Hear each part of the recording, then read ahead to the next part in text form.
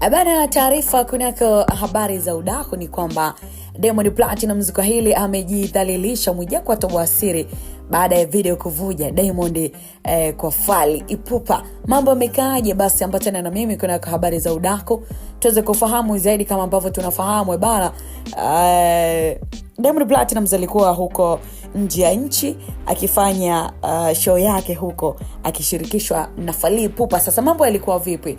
Ni mjadala umekuja mitandaoni kufuatia kauli ya mtangazaji maarufu kuhusu Diamond Platnumz pamoja na Fally Ipupa nchini Ufaransa. Sasa Mwijaku amemlipua Diamond Platnumz kutumbuiza show ya Fally Ipupa, amuita kikaragosi, aliomba kusindikiza.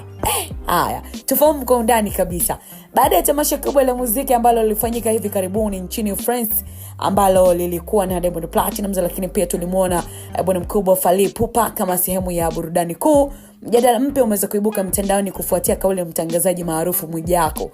Baada ya kupitia maoni yake, Mwijaku amedai kuwa huyo Diamond Platnumz huyo hakuenda kwenye onyesho hilo kama msanii mkuu, bali alihudhuria kama dansa wa Fally Ipupa.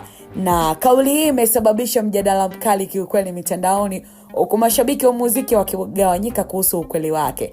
Wako ambao waliuona usemi huo kama mzaha wa kawaida, lakini wengine walichukulia kwa uzito, wakisitiza heshima na nafasi ya Diamond Platnumz kama mmoja ya wasanii wakubwa wa Afrika Mashariki na Afrika kwa ujumla. Bana, kauli hiyo ya Mwijaku imeibuka licha ya ukweli kwamba Diamond Platnumz alienda jukwaani na kushiriki moja kwa moja katika burudani ile.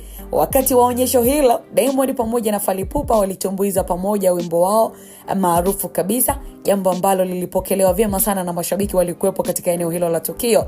Sasa hii inaonyesha kuwa Diamond Platnumz alikuwa sehemu moja kwa moja muhimu ya tamasha hilo, na hivyo kuibua maswali kuhusu madai ya Mwijaku.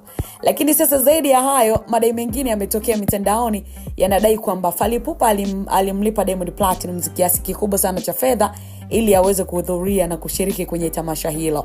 Hata hivyo, madai haya bado hayajathibitishwa rasmi na pande zote mbili, na hivyo kuongeza mgongano wa mitazamo. Right now mjadala unaendelea mitandaoni na unaendelea kushika kasi kweli kweli, huku mashabiki wakibadilishana tu maoni kuhusu heshima, nafasi ya mchango wa Diamond Platnumz katika muziki wa Afrika. Baadhi wanaona kuwa kauli ya Mwijaku ni mzaha wa kawaida, huku wengine wakisitiza umuhimu wa kuthamini mchango wa wasanii wakubwa kama Diamond Platnumz.